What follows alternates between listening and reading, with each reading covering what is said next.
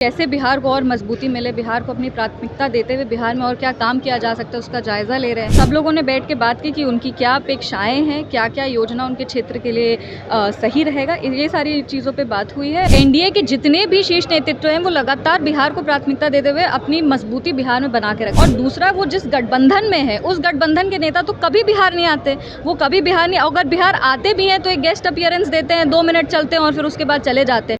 आज की बैठक का उद्देश्य ये था कि 24 तारीख को हमारे यशस्वी प्रधानमंत्री श्री नरेंद्र मोदी जी बिहार आ रहे हैं, मधुबनी आ रहे हैं और वो लगातार पिछले लोकसभा चुनाव से हमने देखा है कि वो लगातार ही यहाँ पे आते जा रहे हैं और कैसे बिहार को और मजबूती मिले, बिहार को अपनी प्राथमिकता देते हुए बिहार में और क्या काम किया जा सकता है उसका जायज़ा ले रहे हैं। तो ऐसे ही में वो जब जो 24 तारीख का उनका कार्यक्रम है उसको लेके ये बैठक हुई थी। सभी जनप्रतिनिधि आए थे, एनडीए के जितने भी तमाम नेतागण हैं सब यहाँ पे उपस्थित थे, सभी जनप्रतिनिधि यहाँ थे, विधायक हों, सांसद हो, सब लोगों ने बैठ के बात की कि उनकी क्या अपेक्षाएं हैं, क्या क्या योजना उनके क्षेत्र के लिए सही रहेगा, ये सारी चीज़ों पे बात हुई है और उनका कैसे ये कार्यक्रम को ऐतिहासिक बना सके इस पर चर्चा हुई। समझिए तेजस्वी यादव कह रहे हैं कि जब चुनाव आ रहा है तो बड़े नेता तो अब आएंगे ही आएंगे।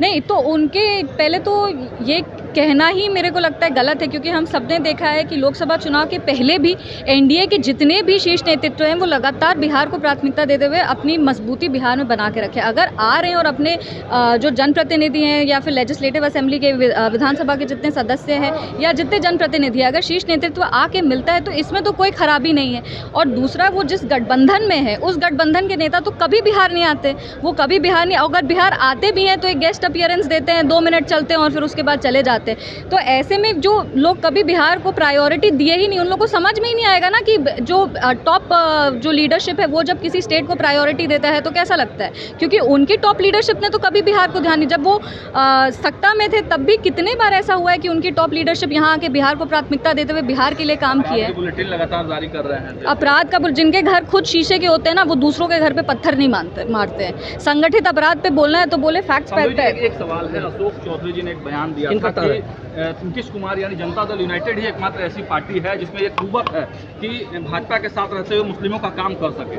तो आपकी पार्टी क्या मुसलमानों का काम नहीं करती है? नहीं, देखिए ये जो है कि उनके साथ रहते हुए मुसलमानों का, उनके कहने का ये मतलब था कि एनडीए की सरकार जब से बिहार प्रदेश में आई है तब से लगातार उन्होंने अल्पसंख्यक के लिए काम किया है। बिहार में नीतीश कुमार जी के आने के बाद कोई भी सांप्रदायिक दंगे नहीं हुए हैं, धर्म के आधार पे कोई कभी भेदभाव नहीं हुआ है। जो भी योजना का निर्माण हुआ है कभी भी किसी को धर्म के आधार पे उस योजना से अपेक्षित नहीं रखा गया है। कभी भी नहीं कहा गया कि क्योंकि आप इस धर्म से आते हैं इसीलिए आपको इस योजना का लाभ नहीं मिलेगा, ऐसा कभी नहीं हुआ है। बिहार में सभी के लिए काम हुआ है, वो किसी भी जात से आए, वो किसी भी धर्म से आए। हमारे माननीय मुख्यमंत्री नीतीश कुमार जी ने सभी के लिए काम किया है। तब तक बने रही हमारे साथ।